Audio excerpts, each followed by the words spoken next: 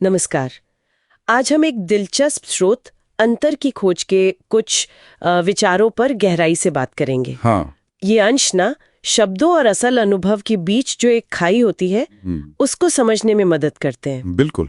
अक्सर हम सब जानकारी तो बहुत जमा कर लेते हैं, पर क्या वो सच में हमारी अपनी समझ बन पाती है, ये सवाल है। सही बात है। और देखिए, ये एक तरह से मानव स्वभाव भी है कि हम मान्यताओं पर, सिद्धांतों पर, दूसरों के अनुभवों पर निर्भर हो जाते हैं।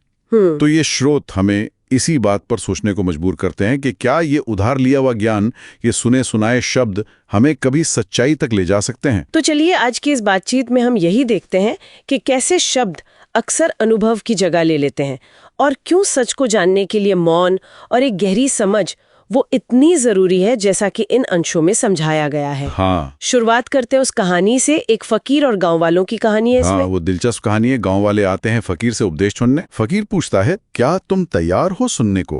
वो कहते हैं हाँ। हाँ। तो फकीर बिना कुछ कहे चला जाता है। अच्छा। अगली बार फिर आते हैं, फकीर फिर वही पूछता है। इस बार वो थोड़ा सोचकर कहते हैं नहीं। फकीर फिर चला जाता है। मतलब हाँ और नहीं दोनों ही जवाब काम नहीं आए। नहीं, क्योंकि तीसरी बार जब वो आए और फकीर ने पूछा तो वो बस चुप रह गए। उन्होंने कुछ नहीं कहा। तो चुप्पी ही सही जवाब थी। शायद, मतलब शायद तब कोई संभावना बनती संवाद की। ये कहानी सीधे इशारा करती है कि सच्ची समझ जो है वो शब्दों के शोर से परे है।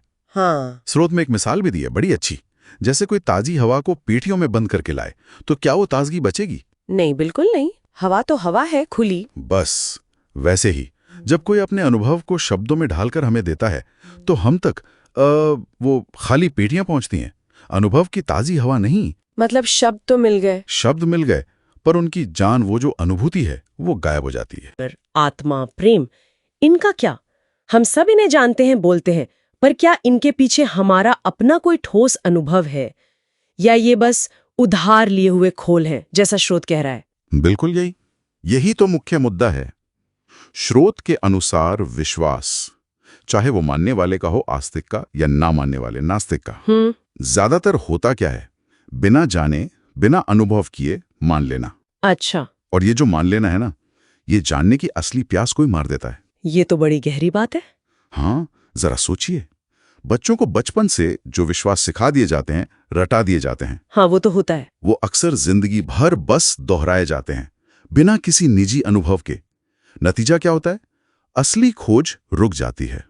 वो जो अनुभव करने की यात्रा है, वो शुरू ही नहीं हो पाती। तो सच्ची धार्मिकता मानने में नहीं है, में है, अनुभव करने में है। वरना क्या होता है, भीतर का जो अज्ञान है वो ढका रह जाता है और ऊपर से झूठे ज्ञान की एक परत चढ़ जाती है। और वो जो फकीर की कहानी में चौथा जवाब था, मतलब अनकहा जवाब, चुप रह जाना, उसका क्या मतलब समझें?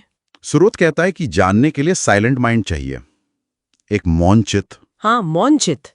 क्योंकि हमारे अंदर देखिए लगातार विचारों का, शब्दों का एक शोर चलता रहता है ना? हाँ बिल्कुल। ये शोर हमें बाहर की आवाज, या शायद कहें अस्तित्व की जो धीमी आवाज है, उसे सुनने ही नहीं देता। तो सच्ची शांति या समझ जो है वो किसी मंत्र को रटने से या बाहरी तरीकों से नहीं आती। तो फिर कैसे? वो आती है भीतर की सजगता से। स्रोत उसे जागरण कहता है। मतलब अपने अंदर क्या चल रहा है उसे होशपूर्वक देखना, बिना किसी फैसले के। अच्छा, बस देखना। हाँ, साक्षी भाव से देखना। इस जागरण से जो शांति आती है वो जीवित होती है, जबकि मंत्रों या बाहरी साधनों से जो शांति पैदा की जाती है वो एक तरह की तंद्रा होती है, एक नींद जैसी। लेकिन फिर सवाल उठता है कि हम इन शब्दों और विश्वासों को इतनी मजबूती से पकड़कर क्यों रखते हैं? क्या ये कोई डर है, या फिर हमारा अहंकार कि मैं कुछ जानता हूं, ये हमें रोकता है? हाँ, ये बहुत हद तक दोनों ही बातें हैं। डर भी है अज्ञात का, और अहंकार तो है ही। मैं कुछ जानता हूं या मैं कुछ हूं का जो भाव है, वही तो अहंकार है। और यही भाव हमें अपने छोटे से दायरे में कैद रखता है। यह हमें विराट से जुड़ने नहीं देता। स्रोत में एक और कहानी थी, शायद किसी ब्राह्मण की। हाँ, एक ब्राह्मण की कहानी है। वो लकड़ियों का एक घेरा बनाता है अपने चारों तरफ। ठीक है। और फिर रात में उसमें आग लगा देता है और कहता है, देखो मेरा घेरा सबसे बड़ा है, क्योंकि मैंने अपनी ही बनाए घेरे को जला दिया। वाह!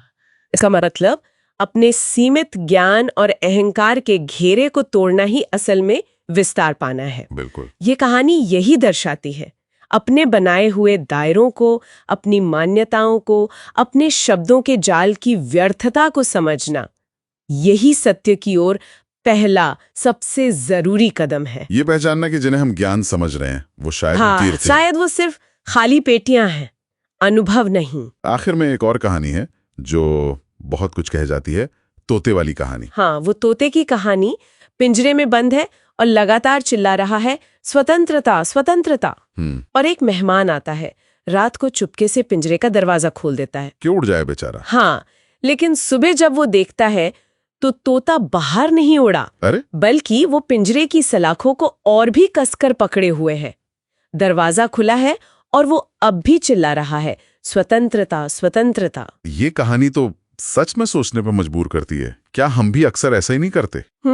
मतलब स्वतंत्रता की बातें तो बहुत करते हैं, मुक्ति की बातें करते हैं, लेकिन अपने जाने पहचाने जो वैचारिक पिंजरे हैं, हमारी मान्यताएं, हमारा उधार लिया ज्ञान, उनकी सलाखों को कस के पकड़े रहते हैं। बिल्कुल। भले ही बाहर निकलने का रास्ता शायद खुला हो। यही सवाल ये स्रोत हमारे सामने रखता है। क्या हम बाहरी ज्ञान और शब्दों के पिंजरे को ही अपनी पहचान मान बैठे, उसे ही कसकर पकड़ लिया है? तो आज की इस चर्चा के बाद एक सवाल शायद हम सबके मन में रह जाता है कि असली मुक्ति आखिर है क्या? क्या वो दूसरों के शब्दों और विश्वासों का बस संग्रह करते जाना है, या फिर अपने भीतर मौन को, गहरी समझ को और प्रत्यक्ष अनुभव को जगाना है? इस पर सोचना वाकई जरूरी है।